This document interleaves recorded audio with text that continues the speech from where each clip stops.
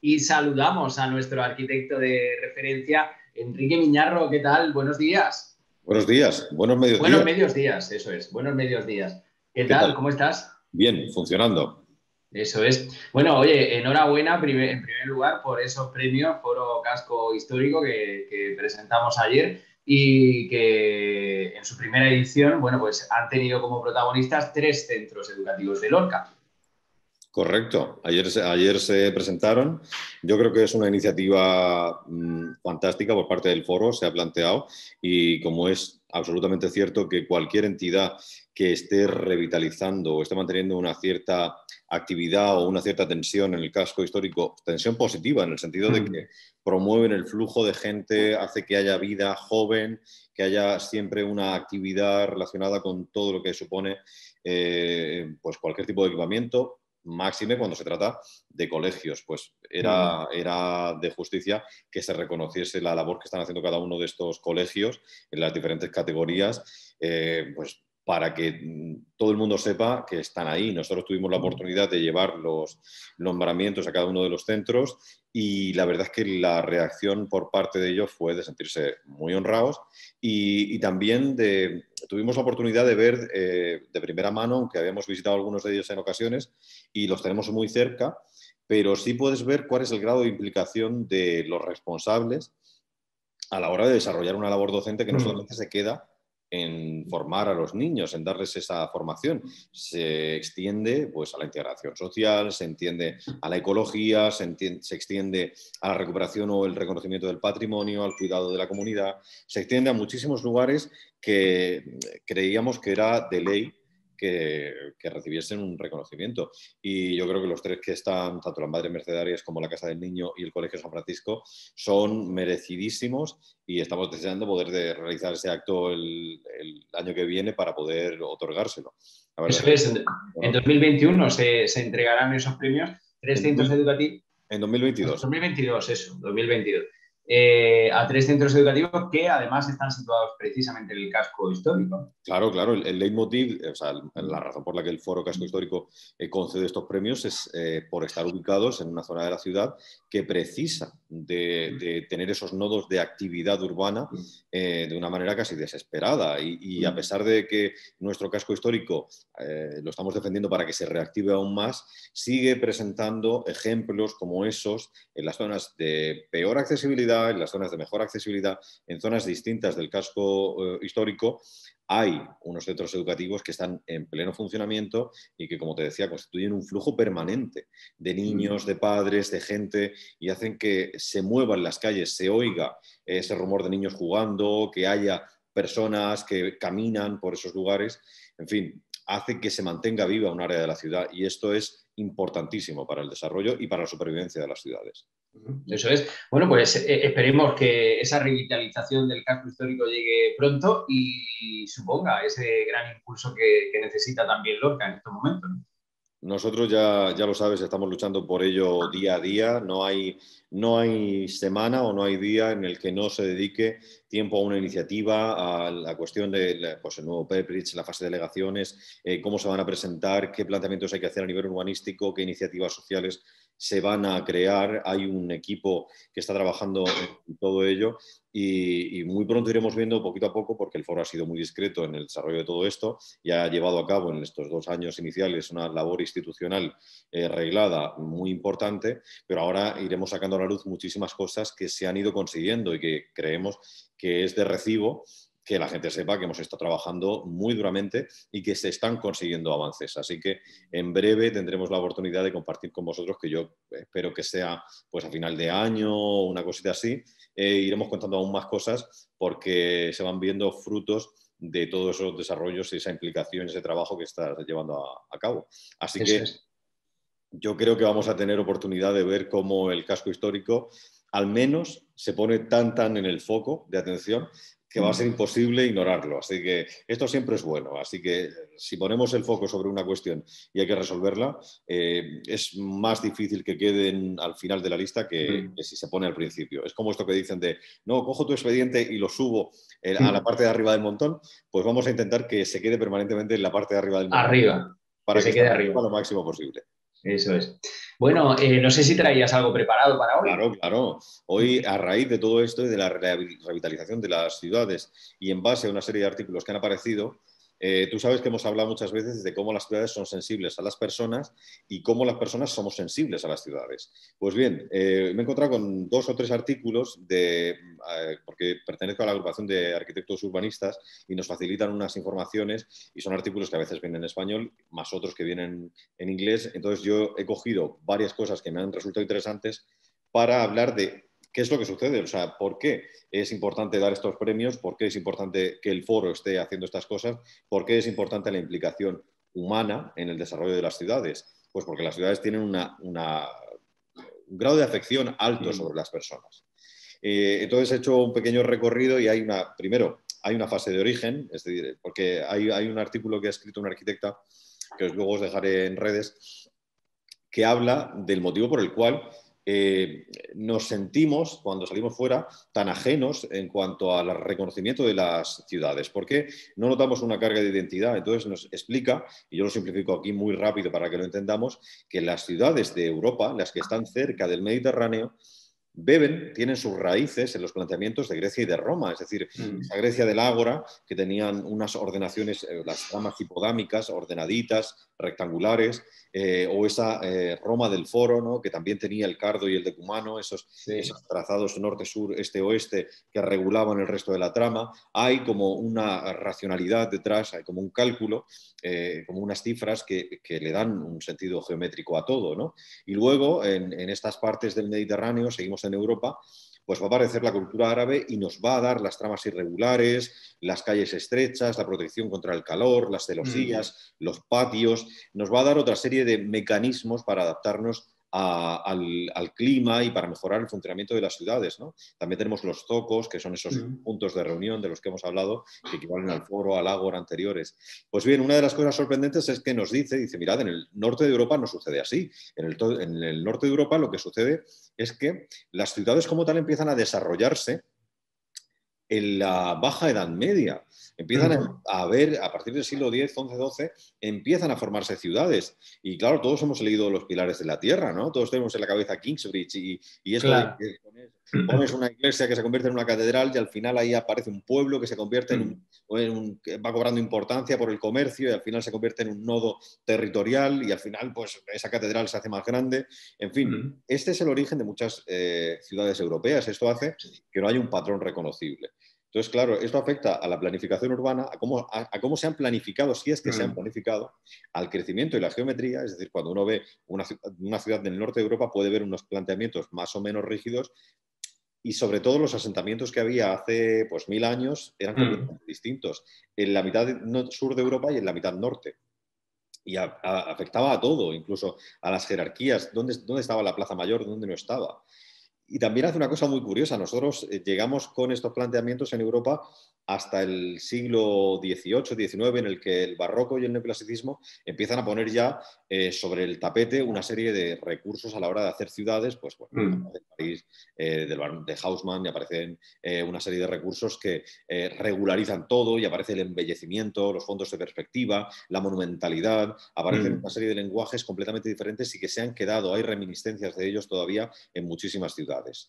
Pero también menciona, antes de pasar a eso, América y Asia. ¿Por qué? Porque América y Asia no tuvieron ni a Roma, ni a Grecia, no tuvieron a Egipto, no tuvieron la cultura árabe detrás, no tuvieron a nadie en esas partes, en esos estadios previos. Sí. No La heredaron. cultura occidental entró ya en el 18, Claro, entraron ahí cuando el barroco, el neoclasicismo, incluso el renacimiento estaban aún, o sea, entramos en una época ya más tardía. ¿Qué hace América? Hereda todos esos estilemas y pues nos vemos con remedos o reproducciones de ciudades barrocas o con estilos del neoclasicismo. Hay una tendencia en Gran Bretaña que se denominó, bueno, y en otros sitios que se llama neopaladianismo. Habla del neopaladianismo, es la reproducción de estilemas clásicos propios de Andrea Palladio, que fue el arquitecto autor de los 10 libros de los 4 libros de arquitectura. Los 10 libros son de Vitruvio. Si los mezclo es que hablo de memoria. Bien, pues este señor estableció un estilo tan reconocible que cuando se extrapolaba dio lugar a una segunda lectura que se entendía como el neopaladianismo. En definitiva, que en América se fueron adoptando estilos que venían un poco ya tardíos. No hay un background como el que tenemos aquí. Pero Sí. es que lo más curioso es que también menciona en este artículo Asia. Asia, que tiene una cultura tradicional muy, muy rica y, sin embargo, cuando se genera el concepto de ciudad, cuando aparece la redensificación, lo que hace es crecer en altura. Mm. Y en Asia es donde empiezan a aparecer las ciudades como apiladas. El concepto de rascacielos aparece en Chicago a principios del Sí. siglo XX y tal, pero la ciudad apilada, amontonada, aparece cuando en Asia empiezan a generarse las poblaciones más densas, manteniendo esos paisajes tan idílicos, campestres, en los que Claro. hay grandes terrazas de arrozales y una casita tradicional, y luego Mm. tenemos esos templos que se alzan, el templo del emperador, en fin, esos templos fantásticos que Mm. se alzan y que decían que nadie podía superar en altura, ¿no? Y empiezan a crecer en vertical. Pues fíjate la gran diferencia que hay en función de la parte del mundo en la que te pongas, en función de donde venga el background. ¿Y por qué contamos todo esto? Pues si en Europa llega el siglo XX y en el siglo XX hay dos, tres guerras en función del país que estemos, hay una destrucción y luego hay una reconstrucción y aparece un racionalismo que al final nos da, bueno, un poco la arquitectura que estamos habitando y reproduciendo ahora, a finales, a principios del siglo XXI aún, estamos empezando a reescribirla. Lo que sí aparece ahora en el siglo XXI es un nuevo pensamiento, el nuevo pensamiento que dice, oigan, hay que hacer que las ciudades tengan más en cuenta a las personas, porque Mm. todos los desarrollos urbanos que teníamos antes han tenido en cuenta a la gente. Si la arquitectura árabe tenía en cuenta los trazados de las calles para hacerlas más frescas, no Claro. era por los edificios, era por la gente que los habitaba. Si la arquitectura romana tenía en cuenta que tenía que haber un foro Espacios urinatorio, abiertos. Mm. era una cuestión de gestión política. Los Mm. espacios se organizaban e incluso las celosías, los patios, las ventilaciones, todo eso se orquestaba en torno a la persona. Mm. ¿Cómo es que nos hemos olvidado de eso? ¿Cómo es que llega el siglo XX, empezamos a explotar el suelo, empezamos a multiplicar viviendas, a apilar a la gente? ¿Cómo es que nos hemos olvidado de esto? Pues bien, hay un momento ahora en el que dicen, vamos a hacer que el presente sea igualitario. Mm. Se da la paradoja de que, fíjate, y esto lo leía en otro artículo, se da la paradoja de que cuando las ciudades empiezan a tomar conciencia de lo que son e intentan ser igualitarias, se vuelven desigualitarias. Anda, qué Esto curioso, ¿no? esto Y es esto, Pero, y te explico el por qué, claro, cuando lees el artículo dice, ¿cómo es posible que con la tecnología que tenemos, con la capacidad que tenemos ahora de moverlo todo, con el conocimiento que hay al alcance de todo el mundo, la ciudad se haya vuelto anti-igualitaria, o sea, se haya mm. vuelto ahora segregacionista? ¿Qué ha Y pasado? cuando hay una intención contraria, ¿no? Al principio. Exacto. Pues lo que sucede es que la intención está basada, al estar basada en la tecnología, íntegramente hace que haya una fracción de la población que no tiene acceso a esa tecnología, se quede al margen. Entonces, cuando estábamos intentando que una persona a través de su móvil pueda, tengo aquí, por ejemplo, anotadas la iniciativa Yokohama de coches eléctricos Mm. compartidos, o el proyecto New Water en Singapur para el reciclaje del agua, Sí. por la escasez de agua potable. O Vision City en Ruanda. Fíjate, Vision City en África están planteando unas ciudades que tienen un wifi comunitario. Mm. Están vendiendo las viviendas por 180.000 euros. Claro, cuando uno pone en contexto estas iniciativas, lo que sucede es que la población en general no puede acceder a ellas. Mm. Seguramente un habitante de Ruanda no pueda gastarse 180.000 euros en una vivienda.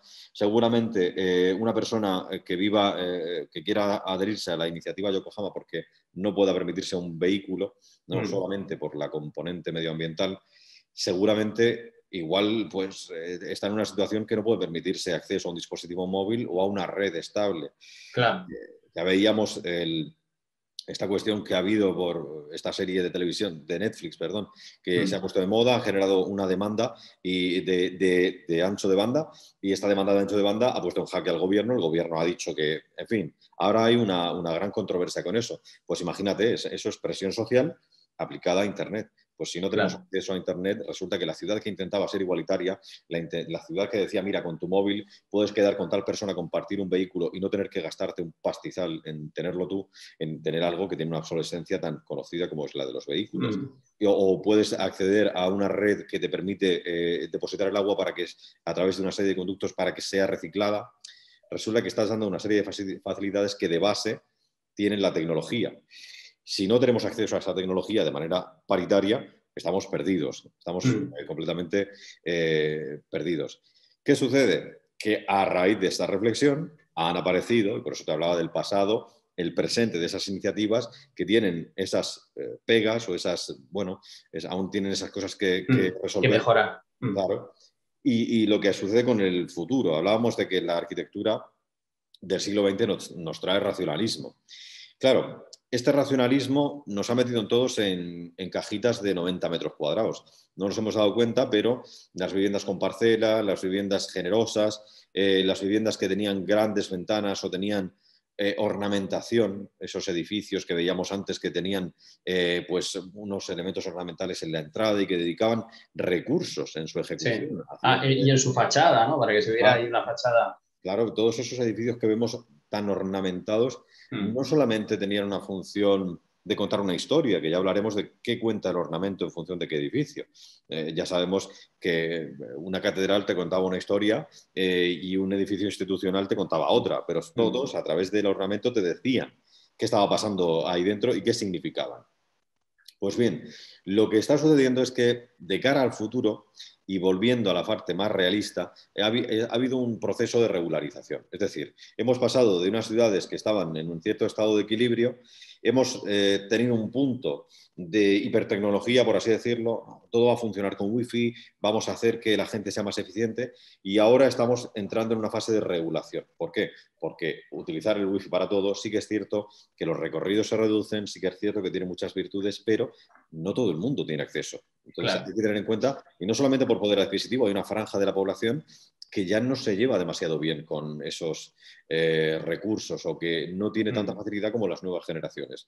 Entonces quizá que tú creas, porque coincide con tu franja de edad, que estás facilitando algo, no es lo más recomendable. Quizás debes abrir un poco el scope, debes abrir un poco el rango y pensar en unas franjas que no pueden tener acceso. Pues bien, ¿a qué conclusión se está llegando?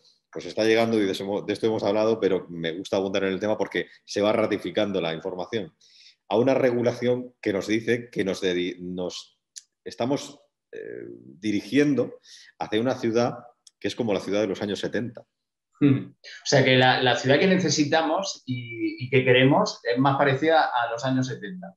Nos dicen que en los años 50 empiezan a desarrollarse los refugios o las viviendas mínimas. Nos dicen que, y eso se ha de establecer como base, es decir, lo mínimo que necesita una persona para vivir.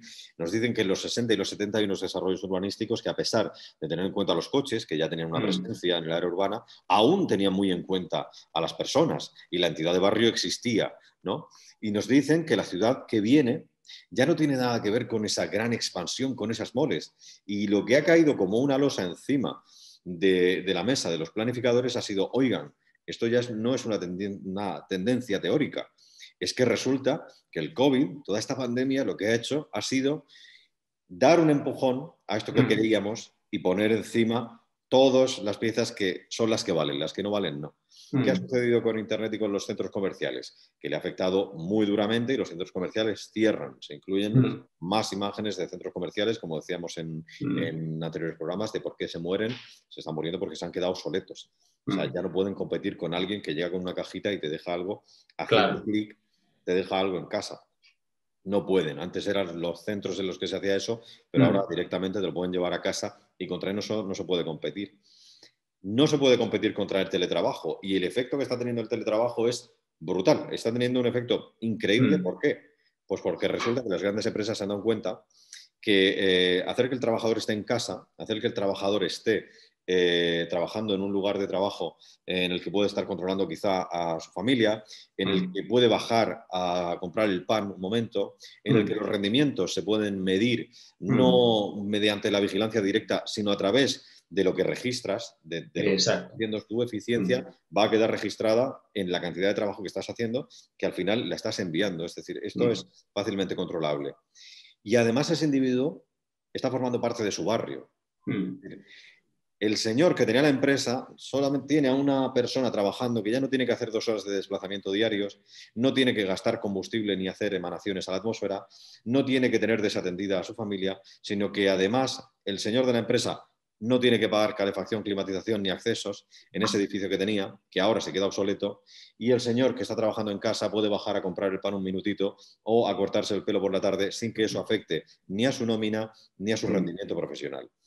Esto, que es simplificado tanto y que Sí. parece tan idílico, tiene una serie de irrigaciones enormes. Esto irradia a un montón de ámbitos. ¿Por qué? Porque hay personas que no pueden trabajar en casa porque los niños demandan mucha atención y colisionan. Hay personas que son propietarias de esos inmuebles que estaban en alquiler y no quieren que desaparezca o no pueden permitirse, porque supondría Claro, que desaparezca esa actividad empresarial. claro. Hay empresas que dependen del control directo visual y no pueden permitirse íntegramente el teletrabajo. Hay muchas variaciones que hay que tener en cuenta, pero lo que está sucediendo y lo que avanza como un glaciar es que se ha descubierto el teletrabajo, se ha descubierto eso que contábamos al principio, se ha descubierto que uno puede parar un minuto, tomarse un café en casa, salir al balcón y eso hace que estés mejor trabajando. Claro, ese descubrimiento no hubiese llegado nunca sin la pandemia. Y lo que ha sucedido es que, de cara a la promoción inmobiliaria y a la creación de ciudad, hablábamos antes que el pasado hablaba de ciudades que estaban hechas desde y para las personas. Pues ahora lo que nos indican es que la terraza ya no es una opción. Decía, uno de los autores del artículo decía que una terraza son 10 metros cuadrados y que difícilmente un promotor iba a estar dispuesto a renunciar a esos 10 metros cuadrados. ¿Ibas a decir algo? Sí, iba a decir algo. Cuando hablamos de una terraza, no nos referimos solo a una vivienda, sino que hoy día los bajos comerciales, las oficinas, también tienen que incorporar esas terrazas. Claro, yo conozco bajos comerciales que o bien dan a una plaza, o bien tienen, si están justo debajo del patio de luces, o bien tienen una pequeña zona que está abierta o que está iluminada. Sí. También aquí hay una nueva tendencia dentro del retail, el hecho de que haya vegetación, espacios abiertos. Decían, va a haber cada vez más espacios de reunión y menos puestos de trabajo. Esto es muy importante porque cuando tú vayas a la sede de la empresa, vas a ir para reunirte, no vas a ir para trabajar, para producir, vas a estar en tu puesto de casa. Decían Claro, que... esto lo vemos también, no sé si es ejemplo de esto o no, pero me suena mucho a esto que estamos hablando, una oficina bancaria que hay en la avenida Juan Carlos I, que ya desaparecen los mostradores y lo que encontramos son diferentes mesas. Exacto, eso juega con dos variables. Lo primero es el hecho de que cuando tú cambias ese mobiliario, porque una mesa rectangular con dos sillas de confidente es un elemento jerarquizado. Y esto se trabaja en la psicología del espacio. Es un elemento jerarquizado. Se utiliza cuando tú quieres generar una diferenciación entre el superior, es decir, la persona que domina el espacio, y los asistentes, las personas que demandan una atención. Eso, que tiene una interpretación muy fría, no entra dentro de la mayoría de las tendencias nuevas de psicología de empresa. Es otra cosa aparte. Claro, entonces además endurece mucho el trato, hace que el cliente le sea más difícil confiar y si te das cuenta en esa oficina en concreto no solo han implementado mesas redondas, que hace, y ahora te contaré el ejemplo de Starbucks, que hace que no parezcan mesas vacías. No son puestos de trabajo vacíos, son mesas redondas para quien quiera llegar. No te recuerdan a una oficina en la que hay puestos de trabajo faltantes, te recuerdan a un restaurante en el que hay plazas, en el que hay sitio. Entonces, la interpretación automáticamente es distinta. Decía el dueño de Starbucks que él cambió las mesas cuadradas por mesas redondas porque una mesa cuadrada tiene 4 lados y eso significa que si te tomas un café tú solo, tienes 3 ausencias. Sin embargo, en una mesa redonda no te sientes solo. Claro. Él lo contaba así y se dio cuenta a través de la observación. Él se iba a las cafeterías a observar y dijo, no quiero mesas cuadradas. Una persona en una mesa cuadrada tiene la sensación de que está viendo a 3 amigos tomando un café y que él no tiene amigos. Sin embargo, una persona en una mesa redonda pues puede estar con su móvil tomándose un café y no se le genera esa jerarquización espacial. Viene por ahí. Y además han usado otro truco en esta sede en concreto, han usado el truco de la iluminación. Esto es algo que es muy importante y que las personas tenemos casi programado de manera biológica, es un atavismo genético. La interpretación de la luz que hacemos las personas está ligada a una querencia hacia el espectro de los tonos cálidos. Nos sentimos por defecto más cómodos con los tonos cálidos por una razón muy sencilla, y es que son los que evolutivamente hemos percibido siempre. O sea, el Sol tiene todos los cálidos y todo lo que refleja en la Tierra tiene todos los cálidos, a pesar de que luego tenemos tonos artificiales o reflexiones, o tenemos tamices, o tenemos difusores que cambian el tono. De hecho, cuando el día se vuelve gris, que es cuando hay un tamiz de nubes, se vuelve gris, que se vuelve todo como más tétrico y bueno, hasta en el sur, que estamos acostumbrados a mucha intensidad, hasta nos deprimimos, nos da un bajón que no haya, pues se pierde esa calidez del ambiente. Y cuando uno entra, por ejemplo, a un local que tiene luz cálida, que ha trabajado bien esa luz cálida, lo que sucede es que se siente más confortable, se siente más acogido. Pues esto es lo que están intentando hacer y lo que incluso nosotros hacemos cuando haces un proyecto de retail o un proyecto de un espacio industrial en el que quieres atender a gente. Cuando quieres humanizar, tienes en cuenta el tono de color, la temperatura, todo lo tienes en cuenta para que la gente se sienta cómoda. En las ciudades, volviendo a la escala anterior, lo que sucede es que ahora nos enfrentamos al desafío de que las viviendas deben tener terraza, las viviendas no pueden dejar de tener pues un espacio de oficina, que calculan que son unos 4 metros cuadrados y tienen que tener unas condiciones. Pero claro, esto va a redefinir todo porque si somos capaces de generar viviendas, y este es el desafío al que se enfrenta la arquitectura, y que yo creo que está sobradamente cualificada para resolver, si empezamos a hacer viviendas que sean capaces de alojar no solo el uso doméstico, sino de una manera flexible, el uso que se le da en el ámbito de lo profesional, con una cierta seriedad, con una flexibilidad, con una modularidad que te permita moverlo todo, si somos capaces de ir implementando todo esto, es decir, si podemos recurrir a esas habitaciones sin nombre que mencionábamos en otros programas, si somos capaces de hacer eso, va a haber un cambio en las empresas. Número uno, porque van a encontrar la rentabilidad en un lugar donde no sabían que estaba. Creían que tenían que tener una sede llena de gente, pero ahora se han dado cuenta de lo que tienen que tener es una ciudad, una red neuronal que esté en todas partes y que les permita trabajar. Esa gente va a pertenecer a la empresa de una manera más afín, más cordial, si esa empresa los está cuidando. Y si cuidarlos supone el hecho de permitirles conciliar vida familiar con vida profesional, pues imagínate. Y además, si no tienen que gastar 200, 300, 400 euros en desplazamientos al mes, también hay una mejora. Y si no tienen que contaminar, aún otra mejora. Ese cambio para las empresas va a ser importante. Va a afectar a las viviendas, por lo que decíamos en cuanto a los espacios. Cuando yo compre o vaya a comprar o vaya a diseñar en un proyecto una vivienda, tengo que pensar qué va a pasar en ese dormitorio. Ya no puedo plantear el dormitorio con la cama, el armario. No, no. Yo tengo que plantear que en esta casa va a haber un despacho por defecto. Claro. O la habitación se tiene que poder convertir en un despacho. El Exacto. salón o parte del balcón tienen que poder ser un punto de trabajo. Ahora los equipos informáticos son mucho más pequeños. Ahora te puedes poner a trabajar en casi cualquier parte. Hace 20 años un ordenador era un armatoste impasable y hace 40 pues te cuento. Pero ahora con una tablet estás produciendo exactamente lo mismo o con un móvil, que estés donde estés sentado. Y esto se va a traducir en las viviendas.